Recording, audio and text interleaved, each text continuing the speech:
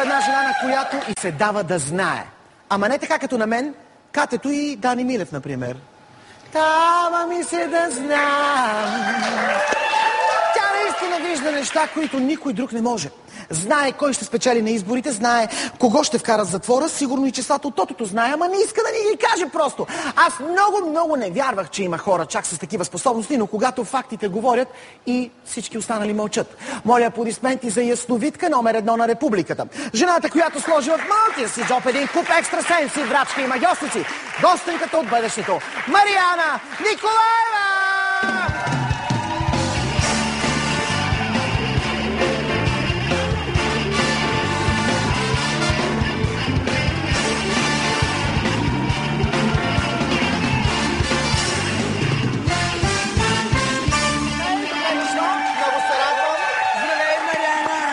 Заповядай, седни. Знаеш ли от кога те чакаме да много ни кацнеш? Много чакаме да ни поясновидстваш малко, Марианче. Как си? Добре. Какво виждаш така, като ме гледаш? Ама сериозно ми кажи. Какво искаш да си кажеш? Дай да знам. Нещо хубаво. Ама бъди честна. Дай да знам. Какво стане с работата ни? Не, няма да стана жена. Вече не искам да съм жена. Например, работата ни, например, нещо вкъщи, здравето ми. Аз виждам някаква нова връзка. Нова връзка? Сериозно ли? Да. Верно. Ама с какво? Мъж, нали? Сигурно. Добре, какво? Как изглежда? С какво се занимава? Богат ли е или пак е беден? Има ли? Виждаш ли го по някакъв начин? Кажи ми, Марианче, моля те. Хубав е. Хубав е! Да. Имах си аз. Как ги виждаш нещата? Сега като ми казваш, че ще имам връзка, какво виждаш? Как го виждаш? Тук отстрани ли го виждаш или някак си? Не, виждам го до тебе. Него? Да. А виждаш ли конкретен образ? Цвят на косата, на очите, едър ли е, дребен ли е? Висок е. Висок. Да. Не ти е сегашния, бе, Вася. Не, Дани Милев, това е ясно. Колко е годишен? Да не е някой лапе? Не е лапе.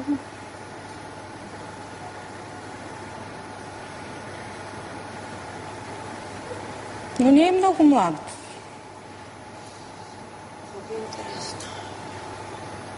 Около над 30 години, обаче точно много да ги хвана годините.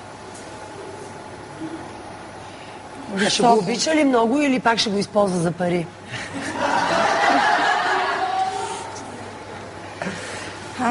Предполагам, че ще го обича. Щом ще е с него толкова време. Колко време? Кажи ми, моля те, сериозно те питам. Много вярвам. Да не се притесняваме сега, че искаш да ни ясновидстваш. Доста дълго време. Дълго време ще ходят. Да. Българин ли? Българин, да. Българин, не можах да фана някой. И аз искам да я питам нещо. Моя син, виждаш ли го скоро да се ожени? Не. Не, слава Богу. Добре, чакай. Много ли те тормозят хората, така като се появиш някъде и всички искат, гледай ми, виж какво ще се случи с мен, здрав ли съм? Общо взето, да. А усещаш ли някой път за някой човек, без да те пита нищо, просто като си в неговата компания, така близо до него, усещаш за някой, така ли? Само тия сложните ситуации, като раздяла, например, като операция, като някакъв нещастен случай. Ние с Васко ще сме здрави, нали? Нямаме операции, работи. Няма проблем. Слава Богу. А казваш ли им това на хората около теб? Ако видиш, че на някой му предстои нещо много неприятно, да се разболее или нещо? Казвам им го по всякакъв начин, нали? За да могат един вид да се предпазят. Как реагират хората? Има ли хора, които не ти вярват? Има, да. Какво ти казват? Сега това не ме боли.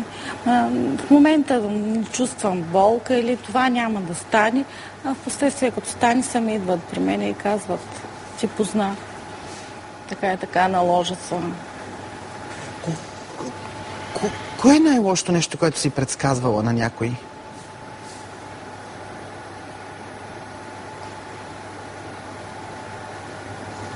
Помниш ли го? И то се е случило.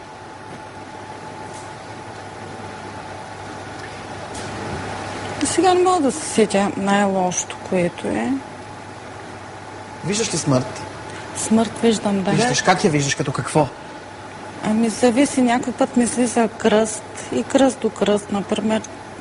В принцип една смърт винаги върви с още една във времето, в рамките на 2 години, 3 най-много. Значи един починал винаги вика един жив. В зависимост от това колко е силна връзката. И когато видиш едната смърт, е хубаво да предприемеш други действия, за да предотвратиш следващата.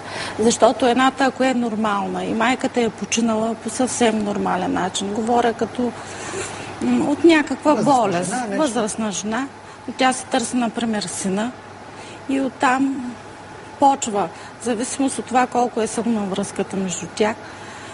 Тя си го прибира. Тя си го прибира, да. Много страшно. А можеш ли да предотвратиш една смърт? Винаги може, да. Не може.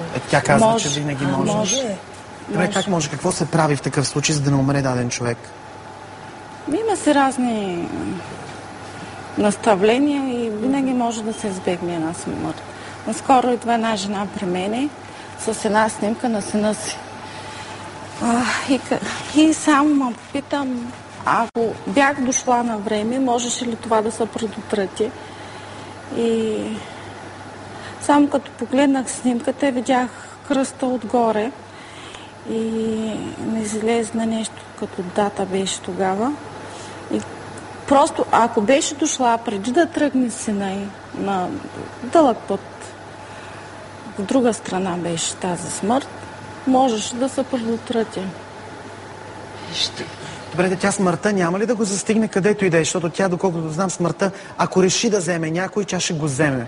Не е ли съдбовно да е смъртта? Имаш предопределение кога да умреш? Съдбовно, особено за младите хора. Просто там по други начин стоят работите, дори за по-възрастни. Винаги може по някакъв начин да се избегне, само в краен случай, нали, когато няма други вариант, тогава вече да, но не съм съгласна с теорията, че не може да се избегне. Ако някой дойде с снимка на детето си, казваш ли истината? Казваш ли, че виждаш смърт? Ами по принцип аз на малки деца избягвам да гледам, само ако има някакъв проблем. И то здравословен или нещо от този род. Но казвам, да. Казвам, че това дете му остават... Повечето избягвам да казвам във времето колко му остава точно. Но не много, да. Но... Добре, аз искам да те попитам от как започна тази дарба? Кога започна да виждаш тези неща? Започна да усещаш, че виждаш нещата. Ами аз казах, че още от малка си имам, но просто смятах, че и другите виждат. Защото аз почнах да виждам умрели, почнах да виждам самите събития, все едно, че съм там. И може би това ми помогна в случая да не отреагирам в някаква по-друга посока вече. Кое е първото нещо, което видя така по-странно, което те накара да се замислиш и кажеш, чакай бе, аз имам нещо, което другите хора го нямат? Ами... Аз имаше едни моменти до техникума, може би не се замислях като дарба точно какво е, но от техникума нататък бяхме се събрали няколко съученички и се гледаха на кафе. Аз винаги им казвах, тогава тук той ще ни пита, тук той ще ни пита, тук той ще стане. И тогава на едната съученичка аз не вярвах, че може да се гледа на кафе. И отворих чашата и наистина се виждаха фигурки. Но тогава се опитах да я предупредя, така и така. Ставаше дума за приятела и за неговата кола. Но тя пак не ме послуша в случая. И каквото и бях казала, всичко се стана в последствие, но не е този начин. Пак ви казвам, че винаги може дадено събитие да се... Да. А можеш ли по някакъв начин пък да ми докажеш, че виждаш нещата? Примерно да ми кажеш на мене нещо, което да ми изненадаш, че го знаеш. Защото нали това е ясновидство.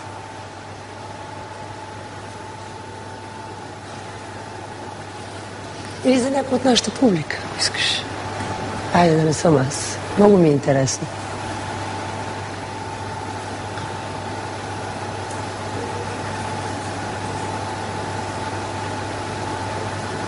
При него усещам някакво силно излъчване. Явно преговаря за някакво... Ти много шоу ли смяташ да се ставаш? Не, сега това по телевизията. Това си ми е шоуто. Нямаме друго. Ами, не за сега да ти кажа. Нещо преговаряш, носиш нещо, обсъждате, гласите нещо като... Има нещо, но не... Да, има нещо, но не е точно това. В смисъл, около това нещо е съвсем сериозно, кълна се във всичко. Остава, нали? Още дълго време. Да, аз точно той се очудих, защото... Ти говоря, че тези преговори са точно днес, след 2 часа. И ти просто ме ушашка в момента. След 2 часа, след 2 часа, трябва да ми се обадят, за да ми кажат дали... 12 часа. Да? Аз мога ли да те помоля нещо, съвсем сериозно? Да ми изчакаш след шоуто, да не бързаш да си тръгваш, нали не е проблем? Други ангажимент. Само 10 минути. Добре. Добре.